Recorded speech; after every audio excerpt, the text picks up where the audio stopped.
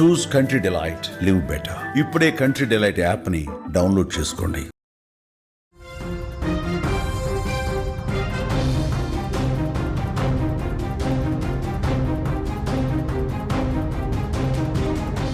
కలియుగ వైకుంఠం తిరుమలగిరులు గోవిందనామస్మరణతో మార్మోగిపోతూ ఉన్నాయి. ఆ వెంకటేశ్వరుణ్ణి దర్శించుకుంటే జన్మ ధన్యమవుతుందని భక్తులు భావిస్తారు. అందులోనూ వైకుంఠ ఏకాదశి నాడు ఆ ఉత్తర ద్వారం గుండా స్వామిని దర్శించుకుంటే ఇక పునర్జన్మ ఉండదని భక్తుల ప్రగాఢ విశ్వాసం. ఈ పవిత్ర పర్వదినాన్ని పురస్కరించుకుని తిరుమల క్షేత్రం సర్వాంగ సుందరంగా ముస్తాబైంది. ముక్కోటి దేవతల కొలువైన ఈ వేళ సాక్షాత్తు ఆ వైకుంఠమే భూమిపైకి దిగొచ్చిందా అన్నట్లుగా తిరుమల భక్తజన సంద్రమైంది. నేటి నుంచి 10 రోజుల పాటు సాగే ఈ వైకుంఠ ద్వార దర్శన విషయంలో భక్తులకు ఎటువంటి ఇబ్బంది కలగకుండా భారీ ఏర్పాట్లనైతే చేశారు అధికారులు. ముక్కోటి ఏకాదశి వేళ తిరుమలలో వీఐపీల సందడి కూడా నెలకొందని చెప్పుకోవచ్చు.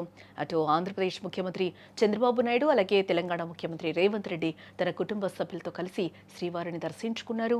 ఉత్తర ద్వారం గుండా వెళ్లి స్వామివారికి ప్రత్యేక పూజలు కూడా నిర్వహించడం జరిగింది. టీటీడీ చైర్మన్ బిఆర్ నాయుడు ముఖ్యమంత్రులకు సాదరంగా స్వాగతం పలికారు. దర్శనం అనంతరం అర్చకులు ఇరు ముఖ్యమంత్రులకు తీర్థప్రసాదాలు అందించి ఆశీర్వదించారు. ముఖ్యమంత్రులతో పాటు మరికొందరు రాజకీయ, సినీ ప్రముఖులు కూడా శ్రీవారిని దర్శించుకున్నట్లుగా కూడా తెలుస్తోంది. అటు మరోవైపు భక్తులకు ఎటువంటి ఇబ్బందులు కలగకుండా టీటీడీ యంత్రాంగం భారీ ఏర్పాట్లనే చేసింది. ముఖ్యంగా టైం స్లాట్ టోకెన్లు ఉన్న భక్తులకు వేర్వేరు మార్గాల ద్వారా అనుమతిని ఇస్తూ ఉన్నారు.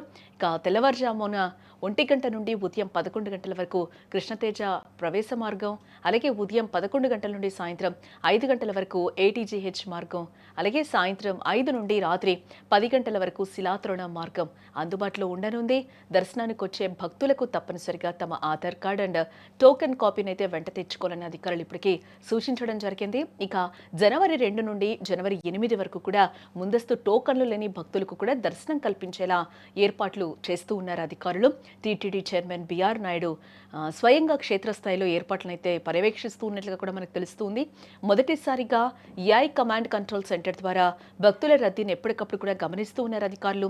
పోలీసులు మరియు విజిలెన్స్ బృందాలు సమన్వయంతో పనిచేస్తూ భక్తులకు తాగునీరు, అలాగే ఆహారం వంటి సౌకర్యాలు కూడా అందేలా చూస్తూ ఉన్నారు. గతంలో వైకుంఠ ద్వారం కేవలం 2 రోజులు మాత్రమే తెరిచేవారు. కానీ భక్తుల రద్దీ విపరీతంగా పెరగడంతో 2020 నుంచి ఈ దర్శన సమయాన్ని 10 రోజులకు పొడిగించడం కూడా జరిగింది. ఈ ఏడాది కూడా అదే పద్ధతిని కొనసాగిస్తామని కూడా టీటీడీ అధికారులు చెప్తూ ఉన్నారు. ఇవాళ తెల్లవారుజాము నుంచే ప్రముఖులు, సామాన్య భక్తులు క్యూ లైన్లలో వేచి ఉండి స్వామివారిని దర్శించుకుంటూ ఉన్నారు. భక్తుల సౌకర్యార్థం టీటీడీ అధికారులు పక్కా ప్లాన్ వేశారు. మొదటి 3 రోజులు కేవలం టోకెన్లున్న భక్తులకు మాత్రమే అనుమతి ఉంటుంది.